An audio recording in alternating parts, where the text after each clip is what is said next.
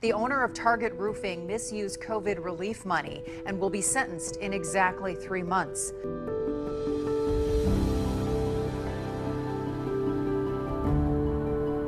The jury has spoken.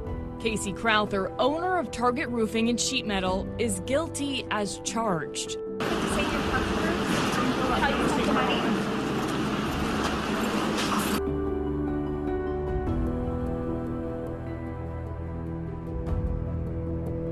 Now his customers have questions. You know, Casey Crowther is the owner, but what's going to happen to all the little people?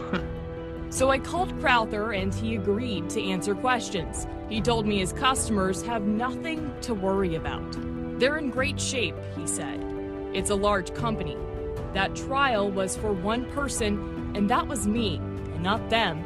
They'll be in good shape and in good hands. For PPP fraud, cause you know they finna send your ass off. Let's get into this. Bitch, for one to even qualify to get this motherfucker, you gotta have 500 employees. Now bitch, look me in the eye and tell me, does Carmichael's Barbecue and Car Wash employ 500 motherfuckers? Oh, and a motherfucker probably thinking, oh well, I did mine last year. Bitch, you still had to make 10 grand from your business. Now bitch, tell me, did Carlicia's Nails and Tacos make 10 G's? I don't think it did. Open up. PPP fraud could and will result in up to $5 million in fines and 10 years in the poking. Since motherfuckers wanted to play with the government numbers, now they gonna turn your ass into one. Inmate 65. Oh, you don't like living in a cell? What's the PP problem? I can see if you bet your life on that 20 G's and really went out there and made 100. Then I guess it was fucking worth it. But a seafood boil? Bitch, I didn't know $20,000 worth of shrimp, trips, and fucking bud was worth 10 years. They might not come today, but them bitches definitely coming. And they coming when the fuck you least expect it. Y'all hit a $50 billion lick on these motherfuckers. Now it's their turn. All I'm saying is if you did this shit thinking getting caught was impossible, you fucked yourself. But y'all follow me though.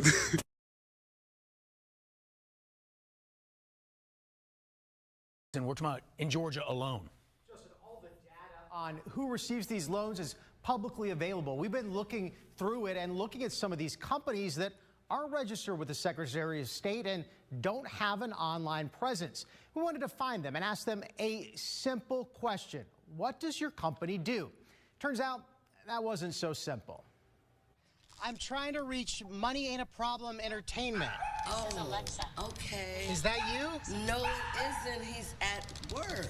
We went to this Gwinnett County home looking for a company that received more than $22,000 in federal Paycheck Protection Program payments. We couldn't find Money and a Problem Entertainment registered with the Georgia Secretary of State or active online. He received a PPP loan, and we can't find any record of the business existing. So I'm just trying to understand what it is. Oh, see, I don't know. We dug through thousands of pages of PPP data and found that more than 553,000 PPP loans were handed out in Georgia, totaling more than $24 billion just in Georgia. But we know that tens of millions of dollars of that money here in Georgia went to fake companies trying to steal your tax dollars. I think it's a righteous use of your federal tax dollars to go after these people. David Estes is the U.S. Attorney for the Southern District of Georgia. You're sending the message here, if you cheat the American taxpayers, we're going to find you. And we will. He says it doesn't matter how small the dollar amount of the potential fraud. We're going to look at every single case. Some of the smaller cases have led us to bigger cases. This is one of those cases Estes is prosecuting. Decula resident Ashley Parker allegedly submitted more than 24 fraudulent applications for COVID relief, adding up to $2 million. Prosecutors charged she spent part of those illegal proceeds on plastic surgery, including breast augmentation and liposuction. Hi, it's Justin with Channel 2. I'm trying to reach Ashley. Hello? Get off my porch, man, if I put something on both of y'all. We tried to track down Parker at her Decula home, luxury cars, a Mercedes, and a Lexus in the driveway. The person who answered the doorbell called me several names we can't say on television. Is Ashley here? No, your mama here. No, I don't think so. I'm looking for Ashley Parker. Mr. Smith, it's Justin Gray with WSB. It was nearly 2 years ago that I tracked down to Bronx Smith at his Gwinnett County business, Market Yourself LLC. At the time, he maintained he never stole PPP funds as a federal indictment alleged. Did you do everything by the book? Yes, sir. Why would they indict you? Let's not do the camera, please. That's disrespectful. But Smith has now entered a guilty plea, and in its sentencing memorandum, the U.S. attorney is asking for a 21-month prison term.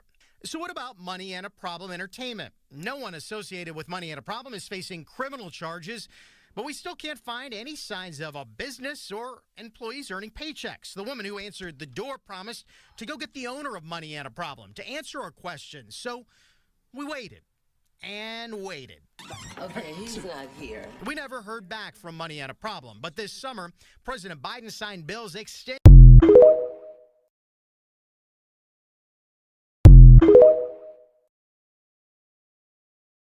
This LA couple cut off their ankle monitors and now they're on the run from the FBI, like right now.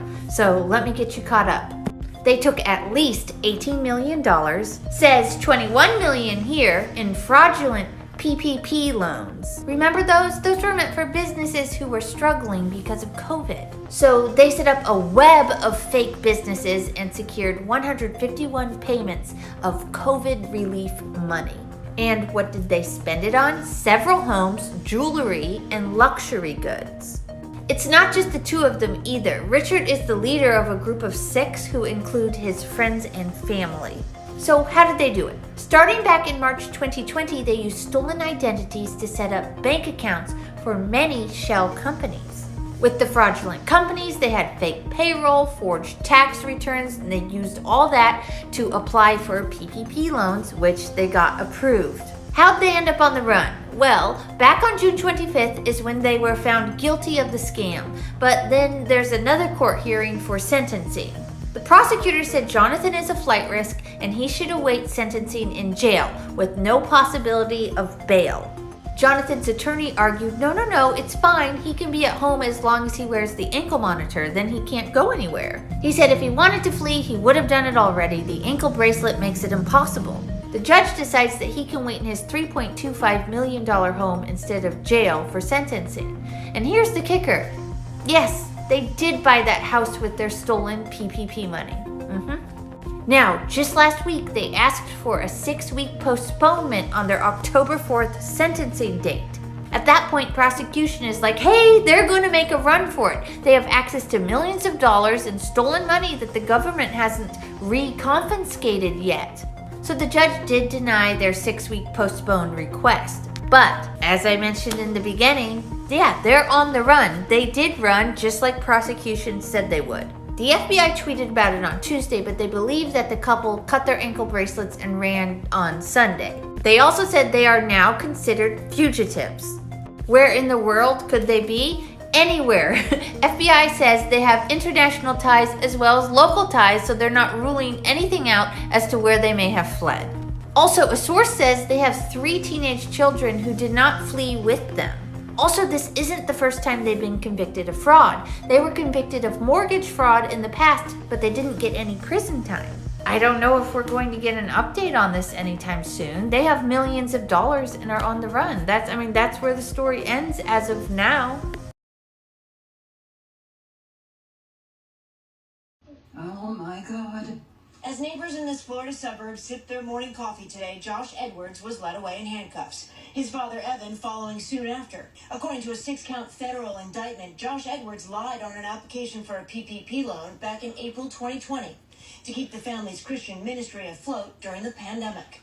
Asking for $6 million, the government approved a loan for $8 million. Edwards claimed there were nearly 500 employees and $2.7 million in payroll expenses. Both claims were false, according to prosecutors. Instead of setting up a ministry to help the poor, the Edwards tried to put a down payment on this $3 million house near Disney World. NBC News profiled the case back in June. Including one Florida-based family ministry that received millions of taxpayer dollars to pay employees. The Secret Service was on to the Edwards in September 2020. The loan application was signed off by an 88-year-old accountant suffering from dementia, and there were no signs of any employees at the ministry's office, according to court records. When agents tried to confront the family of 4, the cars were gone. Police were waiting on this highway on-ramp for the Edwards as they headed north. When they stopped them, the father said that they were on their way to a conference in Texas, but he couldn't provide any details. And according to the authorities, in the back seat, there was a paper shredder the family bought the week before and garbage bags filled with shredded documents. But the family was eventually let go, and although the money was seized, there were no criminal charges. We knocked on their door a year and a half later. Neighbors telling us they still live there. The U.S. Attorney's Office did not comment on why it took so long to indict the Edwards. An attorney for the father and son had no comment, while a judge ordered they get medical and psychiatric evaluations. So, Stephanie, is it clear why they are acting now? Well, you know, Lester, a source familiar with the investigation tells us that our previous reporting on this story led authorities to prioritize the case, and it's one of many. Of the $800 billion that went out in PPP loans, experts estimate that $80 billion of it went to fraudsters.